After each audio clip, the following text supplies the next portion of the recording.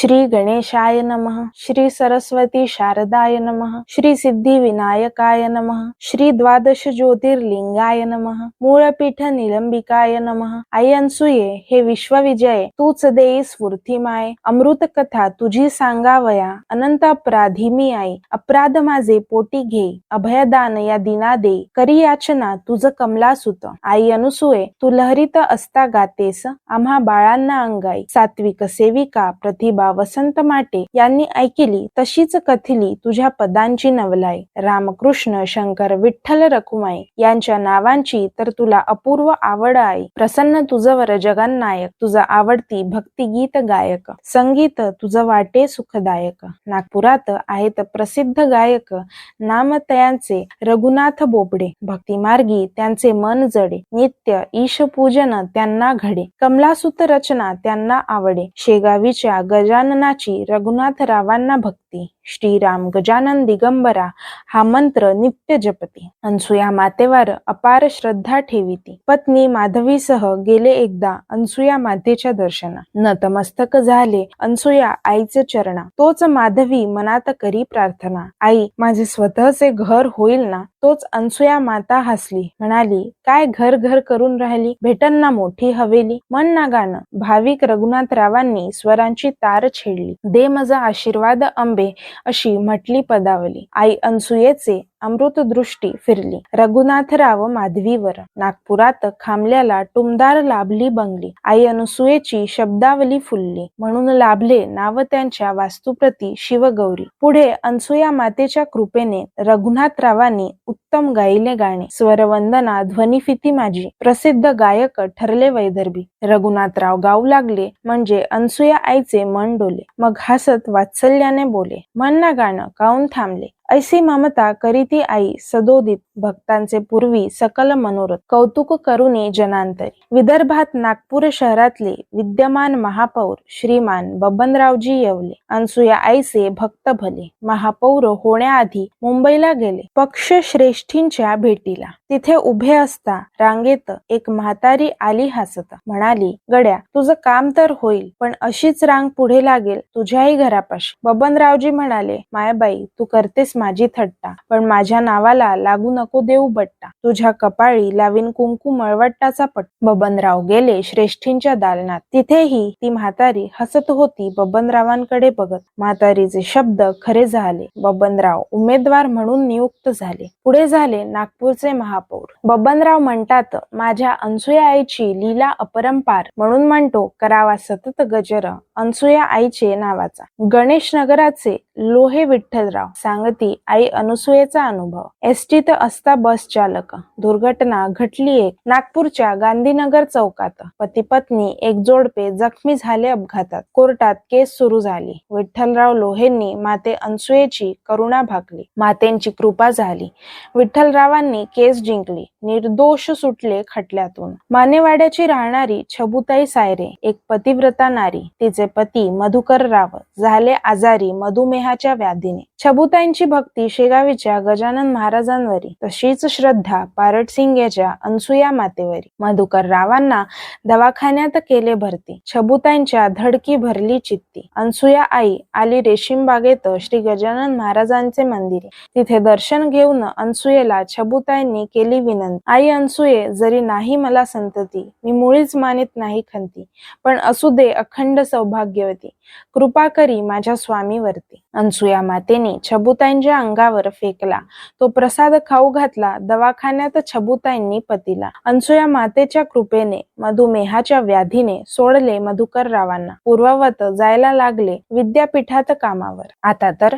पती पत्नीला ध्यास लागला अनसुया मातेचा, ज्यांची निष्ठा आईवरती त्यांनाच येई प्रचिती। शेगावीच्या श्री गजानन महाराजांचे 2 निस्सिम भक्त राहती नागपुरात, बरेचदा जाती पारटसिंग्यात, श्री अनसुया मातेच्या चरणी नतमस्तक होतात। विठ्ठलराव तेलंग आणि सतीशराव निफाडकर दोघेही श्रद्धाळू सोज्वळ सात्विक नर, दोघेही आहेत बँकांचे मॅनेजर। एकदा दोघांचीही झाली बदली म्हणजे कठोर शिक्षा, सुन्न वाटू लागल्या सगळ्या दिशा, अंतरात एकच होती आशा, अनसुया आई करणार नाही निराशा, तीच जाणेल अमुच्या अंतरीची भाषा. विठ्ठलराव सतीशराव आळवू लागले सद्गुरू माऊलीला. माऊलीने केली ऐसी लीला, फिरविले बँकांच्या आदेशाला. विठ्ठलराव सतीशराव राहिले नागपूरला, गेले पारटसिंगेला अनसुया मातेच्या जन्मोत्सवाला. एक सद्भक्त विनायकराव तिवाडी, ज्यांना अनसुया मातेच्या स्वरूपाची गोडी. विनायकराव आणि त्यांची पत्नी वैशाली दोघेही परिश्रमाने चालविती संसाराची गाडी. आई वडील विनायकरावांचे दैवत श्रवण कुमारपरी विनायकराव आणि बंधू संजय बाळ राहती माता पित्यांच्या सदैव सेवेत. एकदा त्यांची आई स्नानगृहात पडली, आईच्या पायांची हाडं मोडली. विनायकरावांच्या हृदयाला ठेच लागली, म्हणती दुःखित झाली माझी माया माऊली, बघवत नाही आईच्या वेदना मला. त्यांनी धावा करूनी हाक मारिले अनसुया मातेला आणि आईला नेऊन दाखविले वैद्यवाडियाला. दया आली अनसुया मातेला, तिने शीघ्र भेट दिली रेशीम बागेतील श्री गजानन मंदिराला. आशा वाटली विनायकरावांच्या मनाला, घेऊन आले अपुल्या आईला अनसुया मातेच्या दर्शनाला. अनसुया माता म्हणू लागली गाण्याला, श्रावण बाळ घेऊन आला आई बापाले, दशरथानं केले त्याच्या जीवाचे येले,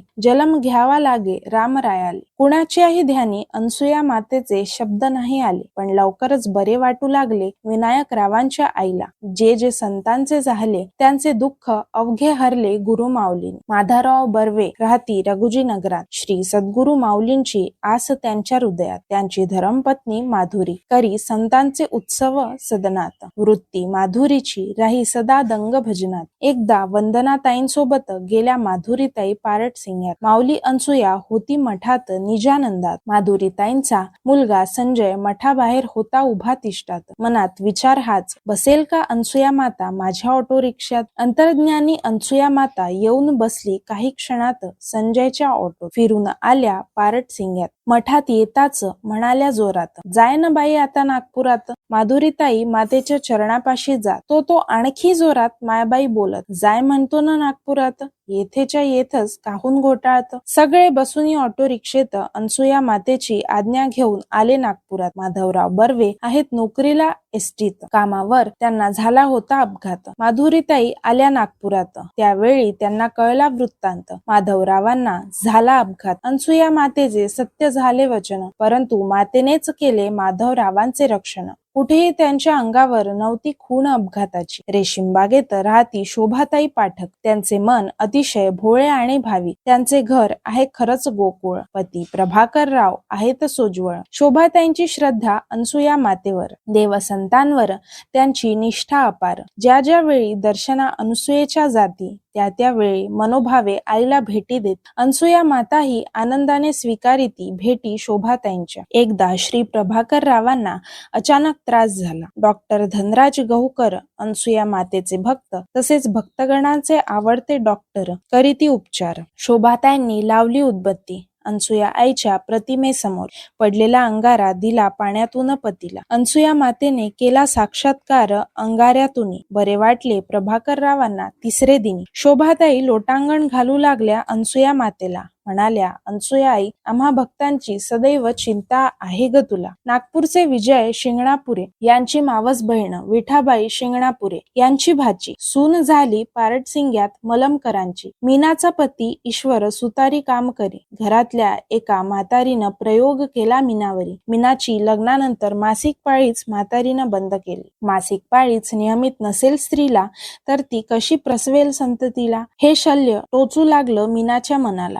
सगळे लागले तिचा तिरस्कार करायला. एकदा मीना होती घर सारवत, तोच अनसुया मातेने प्रवेश केला तिच्या घरात. अनसुया माता एकाएकी लागली मीनाला मारायला. कुणालाही धैर्य होईना मध्ये पडायला, कारण सगळे जाणत होते अनसुया आईला. अनसुयेनं वरवर मारिले जरी मीनाला, तरी तिच्या मागची काढली बला. नियमित सुरू केले ऋतुचक्राला म्हणजेच मासिक पाळीला. एकदा अशीच चौथ्या दिवशी मीना न्हाली. त्याच वेळी महासती अनसुया माता मीनाच्या घरी आली. काय काय रांधलं अन्न पोरी, माता म्हणाली. मीना म्हणाली पतीला, द्या हो नैवेद्य मातेला. पती ईश्वर मलमकर गेले घरात. त्यांनी शिळी भाकर कांदा मिरची आणली एका ताटात. अनसुया मातेने खाल्ली थोडी भाकर, उरलेली ठेवली भाकर प्रसाद म्हणून. अनसुया माता अंगणात विहिरीत डोकावून म्हणू लागली, आडात पाणी तर लय हाय, आणि जोरजोरात हसायला लागली. ईश्वरराव मलमकरांकडे पाहून माता म्हणाली, माग न काय पाहिजे तुले? ईश्वरराव हात जोडून म्हणाले, माते फक्त आशीर्वाद असू दे, कृपा असू दे लेकरावर. अनसुया माता ईश्वर मीनाकडे प्रसन्नतेने बघत मठाकडे निघून गेली. मीना ईश्वर यांनी उरलेला भाकरीचा प्रसाद सेवन केला. अनसुया मातेचा महिमा कळला उभयतांना. मीनाचा तोच महिना टळला. पुढे योग्य वेळेला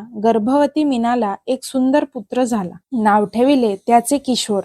मीना ईश्वर करती अनसुया आईचा गजर. एकदा महासती अनसुया मातेला भक्तांनी पारडसिंग्या जवळच्या भारसिंगीला आणले. वाटेतच नारसिंगी गाव लागले. अनसुया बैलगाडी वानाला बोले, थांब जरसे या गावले. बैलगाडी बरोबर सगळेच थांबले. अनसुया उतरली. भराभर पावलं टाकीत गावात जाऊ लागली. नारसिंगीच्या एका शेतकऱ्याची दुधाळू गाय होती मरून पडली. आईने त्याच शेतकऱ्याला पेलाभर पाणी मागितले. थोडे पाणी पिऊन टाकले. उरलेले पाणी मृत गायीच्या अंगावर फेकले. तो कान झटकून सगळ्यांकडे गायीने पाहिले. क्षणातच उभी राहिली गाय. अनसुया आईचे चाटू लागली पाय. नवल वाटले सकलाते. गणेशनगरचे विठ्ठलराव लोहे यांचे प्रमाण आहेत डोळे या घटनेला पहावया. अशीच गाय मेलेली अनसुया मातेनं जिवंत केली मोर्शी गावातली. अमरावती जिल्ह्याच्या नागपूरचे चांगदेव लक्ष्मणराव सहारे वारकरी कीर्तन भजनी नित्य म्हणती जय जय रामकृष्ण हरी. गेले एकदा ओमनगरात निवृत्तीनाथांचे मंदिर. तिथे झाला गोपाल काला. चांगदेवांनी प्रसाद हाती घेत तो त्यांना वाटले प्रसाद द्यावा अनसुया मातेला. माता आली होती विठ्ठलराव लोहेंचे घरी गणेश नगरला. तिथे आईचे दर्शनासाठी भक्तांचा मेळा जमला. गर्दीत हाक मारिले आईने, अगं आण ना इकडे गोपाल काला. चांगदेवांनी हात समोर केला. अनसुया मातेने खाल्ला थोडा काला. उरलेला भिरकावून दिला जनसमुदायाला. देव भावभक्तीचा भुकेला हे आईने दाखविले भक्ताला. त्याच दिवशी दर्शनास गेली वैजयंती अटाळकर. ती होती 9 महिन्यांची गरोदर. अनसुया आईला करुनी साष्टांग नमस्कार. गर्दीतून आली बाहेर, पण हेच लागूनी पडली धरणीवर. पती चंद्रकांत होते बरोबर. त्यांनी आई अनसुयेला करुनी वंदन उचलले वैजयंतीला वर. तो तितक्यात भेटल्या डॉक्टर ज्योती गहुकर. त्यांनी सौम्य केला उपचार. डॉक्टर ज्योती गहुकर म्हणाल्या, वैजयंतीला कुठेही लागला नाही मार वा कुठेही लागला नाही धक्का वैजयंतीच्या गर्भाला. केवढी चिंता असते बघा अनसुया मातेला. ती सदैव सांभाळते आपल्या लेकराला. म्हणून रक्षिले वैजयंतीला, जी गेली होती मनोभावे आई अनसुयेच्या दर्शनाला. अभिमान वाटतो कमलासुताला या दयाळू माऊलीचा. इति श्री कमलासुत रचित श्री महाशक्ती अनसुया माता चरित्र ग्रंथ 6ठाध्याय संपूर्ण समाप्त. श्री महासती अनसुया माता चरणार विंदार्पणमस्तु. शुभम.